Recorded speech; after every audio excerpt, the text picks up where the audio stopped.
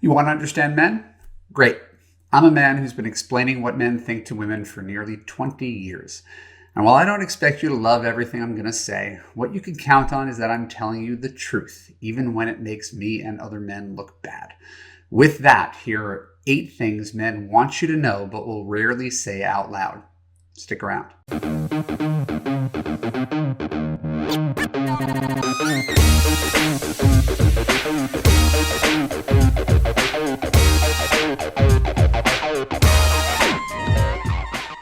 I'm Evan Mark Katz, dating coach for smart, strong, successful women and your personal trainer for love. Welcome to the Love You podcast. Keep listening to discover what men want in a relationship but don't ask for. When we're done, I'll let you know how you could apply to Love You to create a passionate relationship that makes you feel safe, heard, and understood. So I was tempted to lead this podcast with oral sex as the be-all, end-all answer, but guys actually do ask for that. So I want to dig a little bit deeper today with my list. And get your pens and papers ready, get your cell phones out, because we have some interesting stuff to explore about what men really want. Number 1, to believe in his dreams. I can't tell you what it's like to be in a relationship with someone who doesn't see you the way you want to be seen. It's painful. You can have someone who claims to love you, who's dedicated to you, who could see good qualities in you, but doesn't see you as the person you want to see yourself as. Once upon a time, I had a roommate. We wrote movies together. He was a really funny guy, and he had a girlfriend who thought he was cute and sweet and generous. She didn't find him funny. And this was devastating to him because it was his entire identity was wrapped up in being funny. She didn't believe in his dreams.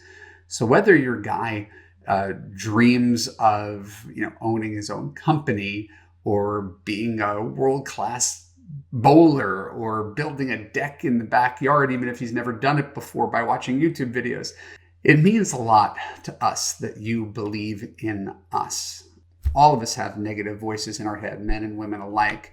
And what we want someone is to kind of be our biggest cheerleader and help us see the better parts of ourselves, even when we're doubting it. By the way, this is the exact same thing you want from men. Number 2, to trust him to do the right thing. Now, I know that trust is hard to come by. It's hard to come by if you've chosen untrustworthy men before, if you've chosen narcissists, if you've chosen cheaters. Right? But that says nothing about all men. It says something about the percentage of men that you're attracted to and that you chose. There are men who are trustworthy, and if you have a trustworthy man, you can't treat him like he's an untrustworthy man. Right? So just saying, hey, he's an adult. I don't have to police him. I don't have to micromanage him. I don't have to tell him, hey, when you go out with your guy friends, don't mess around with me with other women. And you got to be home at 11 o'clock where I could see you. Or I'm going to check your cell phone. And lack of trust is really trying for trustworthy people. All right. And we're just talking about fidelity in that case. There's a lot of forms of trust. Just trusting him to be able to have a conversation with your best friend or your mother, or to pack his own bag before you go away for a weekend without you telling him what to bring. Like, just trusting that he is a fully formed human being. He's going to do the best that he can, and that you don't have to be some combination of the high school principal and his mother and some sort of scold who knows better than he does on everything. It's a pretty common condition for men to be kind of content in relationships because I think our needs are often a little simpler, and women to be discontent, not just because men are often less emotionally intelligent, which is true in my opinion. I think there's a real thing why you're dissatisfied with men. But when you find a guy who's largely satisfying, elevating that and trusting that he is the man he purports to be, treating him as innocent and instead of guilty, right? He doesn't have to prove his innocence. treat him as an innocent man unless he's done something egregiously wrong. So trusting a guy to do the right thing is pretty important, and it's something that's not often extended by girlfriends of the world, in my experience. Number 3, to have regular guy time. Now, not every guy wants regular guy time. I want to acknowledge that. There are some guys, they're stage 5 clingers, and it doesn't mean they're bad guys. It means that they're often middle-aged men who maybe their kids are grown up, or maybe their guy friends all got married in their late 30s and he never did, and he doesn't have that kind of life that he has, so you become the center of it. But there are men who, just because they're with you, don't want the reverse situation where you spend all of your time and energy with him and expect him that if he's a good boyfriend, he will spend every waking second with you and have no time to himself. I say this as a guy who spends all of his time with his wife, his kids, and his women clients. And I, for one, absolutely need guy time, which is not built into my life. So I don't want to have to fight with my wife about the fact that I want to play golf occasionally. I want to play poker occasionally. I want to go to trivia night. I want to just go out to drinks with a guy friend, or find an excuse to talk to one of my guys from college on the East Coast. My wife, to her credit, always fosters it. Right? Never tries to take it away from me, because she knows it's a deep-seated need that I don't get fulfilled on a regular basis, where I have plenty of wife time on a regular basis. So just allowing him to have interests outside of you, including masculine interests that you might not be interested in. Don't think that he's a bad boyfriend because he has those things. Now, simultaneously, I can almost hear the voice in your head. If he spends all his time doing guy stuff and he doesn't give any oxygen to your relationship, well, then he's not much of a boyfriend, right? You get rid of that boyfriend. We're talking about the good boyfriends here. These are the things that the good boyfriends are thinking. Number 4, to have his opinion matter equal to yours. Now we're getting into some sort of dicey territory. You've heard the phrase, opinions are like assholes. Everybody has one. It's true. And the hardest part is we often think our opinions are like facts because we feel something, because that's the lens through which we view the world. Reasonable people can have differences of opinion. It happens all the time. I'm privy to it because I give my opinion for a living, and I get the feedback from people who agree with me and disagree with me. But it's something that if you have any life experience in a family, if you've had a corporate job, there's lots of people, and they're not all idiots just because they disagree with you. And sometimes in marriage, including my own, you can get a little intransigent with your own opinions. And again, this is not about women. Men do the exact same thing. So I don't know. I'm just trying to think of something where my wife and I disagree, where my opinion doesn't. I don't think my opinion matters as much as hers does. My opinion is that my dog should be allowed to roam free in the house because he's 45 pounds, and to keep him locked up in one room at 1 year old is kind of cruel and unusual punishment. And if he's acting up, we need to get him more training and more exercise. My wife has not prioritized the exercise as much. And because our dog has destroyed a couple of couches, she keeps him locked up in one room. And because my job is to sit here and make money and her job is to run the house, she has veto power and she wins. And I don't get to have that say. Similarly, I don't get to have a say sometimes in how I prioritize our children's life, because she's the one who's doing more of the day-to-day. So her ideas have more value than mine, certainly in her opinion, because she does more of it. And there's a logic to that. So not to go down too far down the rabbit hole of my marriage, but in any relationship, the struggle is not to say, I need someone who's in lockstep with me on everything, because that's literally impossible. Drive yourself crazy trying to find someone who agrees with you on every subject at every point in time. What you need from a partner is someone who could at least validate that your opinion is equal, not silly, not wrong. Then it often becomes a case of who wants it more, right? And you have to have a give and take. If one person's winning all the time, the other person feels taken advantage of, feels like a doormat. So my relationship has a good give and take. But I certainly know that there are times in my marriage where I almost feel like my opinion doesn't matter. And that's something that you don't want to cultivate. You have to treat his opinion as if it matters because he's 50% of the relationship. It can't not matter. It can't just be one person has veto power over everything. And again, the same thing applies in reverse. If your boyfriend diminishes your opinion, you should probably not be with that boyfriend. Number 5, to feel attractive. Women, in my experience, have, for whatever purpose, define themselves by how attractive they are, to be desirable to other people, to be young and beautiful, right? And I don't know where it begins, where it ends, whether it's biological anthropology or if it's societal construction about why we venerate youth and beauty in women. But regardless of what I say about it, it seems to be true that women spend more time worrying about how they look than men do. They will do far more plastic surgery. They'll spend far more time and energy on diets.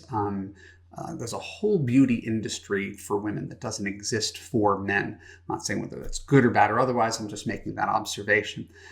But here's the thing that you don't hear about very often. Men want to feel attractive too. We do. And we can go for a really, really long time in a relationship without feeling attractive, without being told that we're handsome, without being told that we're sexy, without being told blah, blah, blah, blah, blah. Women, I think, are used to being valued probably too much for their beauty. I think men don't get enough of it. And it doesn't mean every man's dashing, and it doesn't mean you have to dole out false compliments, but sometimes even a tiny compliment. Hey, you look, that shirt looks good on you. Or your eyes are sparkling today. Or that's an amazing smile. Or, did you just cut your hair? Just little tiny things. And he's the only person in the world that you're sleeping with. And you're the only person in the world that he's sleeping with. To remember to make him feel desirable is no small thing. And he'll probably never ask you for it, but it actually has some great value. Number 6, and this is a turn, to be able to find other women attractive. This is a personal thing. This is absolutely a personal thing. And it pales in comparison to some of the other stuff. And maybe that's even the wrong thing. Maybe it's to not have to lie. Maybe that's the thing. I don't want to have to lie in a relationship. The idea that once you get married, you cease to have a past. You've never had an ex-girlfriend. Your head doesn't turn when you find someone cute. The person you're with is automatically the most attractive, the best in bed. It's bullshit, lying hyperbole. And I've written about it extensively, but there's no guy in the world who expects you to think that he's hotter than Chris Hemsworth and smarter than Steve Jobs and, funnier than Chris Rock. Like, there's no guy who actually thinks that you should think that. But somehow women, when they get a guy, think that he should cease to have any other dating and relationship experience or speak positively about any other woman, especially when it comes to looks. Just acknowledging it seems tantamount to an insult to her. And I think two things could coexist. I think you could think your wife is hot like I think my wife is hot. I could also think that there are lots of other attractive people out there and don't want to have to poke my eyes out to deny that that's the case. And I really appreciate that I have the kind of wife. And this is when we were first dating. This is 15 years ago. I remember her, we're living in Hollywood, and my wife was like, hey, Evan, Kim Kardashian's doing a book signing at the Grove, which is like walking distance from my house. Do you want to go? That's what she would do. And she was only doing it to like bust my balls. She didn't care if I went. I didn't go, even though I find Kim Kardashian attractive and she does live a couple miles away. But it was more the idea that she was like, here, I think you're going to like this. Go. I'm not going to try to put the clamps on you. What am I going to do? Run off with Kim Kardashian at her book signing? Like, what difference does it make if I get some eye candy? And similarly, right? I mean, my wife has gone to more bachelorette parties with thunder from down under dancers than I've gone to bachelor parties that did something similar. So I don't think this is important in the way that having his opinion matters is important or believing in his dreams is important. But I have found that one of the hardest things in being in a relationship is having to lie to someone about the fact that you have a past, you've dated other people, you got ex-girlfriend stories, and they're part of who you are. And good couples should be able to weather these things instead of compartmentalizing and pretending that you're both perfect virgins when you met, and that you no longer find anybody else attractive after you've met. Number 7, this is kind of big. To not have to dissect every relationship matter. I think this is another case of strengths and weaknesses. I think women are more emotionally intelligent than men. I think women are often better communicators than men. I think they want to talk about their feelings and are encouraged to talk about their feelings more than men. And sometimes trying to get something out of a man is like trying to get, blood out of a stone. I think there are a lot of guys who are incapable of being the man you want them to be. Love you. We talk about 90% of men for our purposes are useless because they can't give you those things. But when you find a guy who's a decent guy, who takes care of you, who does the right thing, right? And you trust, he's a good guy, he cares about me, he loves me, he treats me well, he sees a future. Like everything's relatively easy here. What you don't want to do is turn every relationship manager into a Jim, sit down, we need to talk, right? Even if you're entitled to your feelings, and even if I don't think you should bury everything that ever happened and just smile and nod, there's a moderate level of sensitivity that people need to have. Otherwise, it becomes a crying wolf situation. I'm thinking of something right now with someone I know who is sensitive, and I've been that sensitive person who had a little anxious attachment style and got a little bit needy. If I didn't hear from someone, I'd be like, are you mad at me? Is everything okay? What's going on? And it becomes a bit of a grind if everything requires a discussion, if everything requires a negotiation. There's not much of a flow. Think of anything in life. If you had to sign paperwork every time, I don't know, I'm thinking of zoning laws in California, but if everything became really procedural, instead of operating from that just place of trust, the way the best relationships, you and your best friend probably don't have to have deep heart-to-heart discussions about where you're going or about the differences of opinion you have. And I think that sometimes talking about a relationship can weight down the relationship more than just being in it. And remember, every time there's an escape hatch. If you're in a relationship that's fundamentally dragging you down, you could escape the relationship and find a better one. But you're going to be hard-pressed to have a really good relationship if every couple days, every couple weeks, it means, we have to talk about us and we have to talk about your behavior and you're doing this wrong and you're doing this wrong and you're doing this wrong. And suddenly he feels like an 8-year-old boy who's being lectured again. And good relationships, 95% easy, 5% negotiable. Really, really pay attention to that ratio. And there are times to have to talk about things. It's just not every time. And finally, number 8, and this is my big one. That's why I saved it for last. To be accepted in full despite his flaws. I have worked with women, lovely women, the most amazing women, who are, and I say this objectively rather than derisively, who are on Zoloft, who've had 3 kids with 3 different men, who've been married 4 times, who have bipolar disorder, who are 80 pounds overweight, people with real pasts, real challenges. They're absolutely amazing women, absolutely worthy of love, and a good man accepts these women for all that they are and doesn't ask them to apologize for their past or questionable decisions they made or how they got here. They just love all of them as they are in the moment without trying to change them. There's no point in, for example, dating someone who's 80 pounds overweight and then blaming her for being 80 pounds overweight. You better love her as she is, man. Right? And the same thing goes in reverse. And I know that seems obvious, but we're all a little bit hypocritical. We want someone to accept us as we are, all of our flaws, and not criticize us and not make us feel bad. And then we want to iron out every little problem. Oh, my my guy's such a terrible, he's not ambitious enough. He should get a better job. Oh, he's getting a little heavy in the middle. He should eat better, right? It's the exact same thing you wouldn't want a guy doing to you, right? We feel really comfortable doing it to them. So the not so secret of the revelation I had that allowed me to get married and allowed me to create Love You and lead women through this process is that I met many women who were more impressive than my wife on paper. I never met anybody who accepted me as I was, who just said, I don't think you're perfect, but I love you as you are, and I'm not going to spend any time trying to change you. That is music to every guy's ears. It's literally what every man in the world is looking for, but no man knows enough to put in his dating profile. He's going to say he's looking for someone who's young and thin and active and fun and sexy and da-da-da-da. Literally, throw out the rest of the list. All guys want is to be accepted in full, despite the fact that we're flawed human beings. If you can do that, some guy is going to realize he's the luckiest goddamn guy on the planet, because very few people could accept people with all of their flaws and baggage and damage. And right? It's the hugest thing in the world.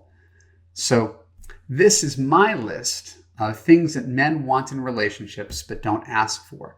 My question to you is, what is on your list? What do you want men to know about you that we should take into consideration? Type that in the comments below. In the meantime, my name is Evan Mark Katz. I thank you for tuning into the Love You podcast. For more episodes like this on YouTube, click on the subscribe button, ring the bell, and choose all to ensure you get notified when new content comes out. If you're listening to this audio on Apple or something, share an honest review. Say what you feel. Evan pisses me off, but sometimes he has a good idea. If you give a review, I'll notice it. It'll raise us in the Apple algorithm. It's going to get us more attention and create more love in the world. And if you want to have an easy relationship that makes you feel safe, heard, and understood, look for the link below on YouTube or go directly to www.evanmarkkatz.com. On the desktop, go to the video on the upper right where it says watch free video. On the mobile, all you have to do is click on the little hamburger menu and click on the free video link. And that video is going to teach you how to gain confidence, attract quality men, and fix your broken man picker. When you're done with that video, click on the button to apply to Love You and join hundreds of other smart, strong, successful women from around the world in a coaching community where women like you actually, truly, finally get the unconditional love that you deserve, where a guy accepts you as you are. Can't wait to see you in class. Take care.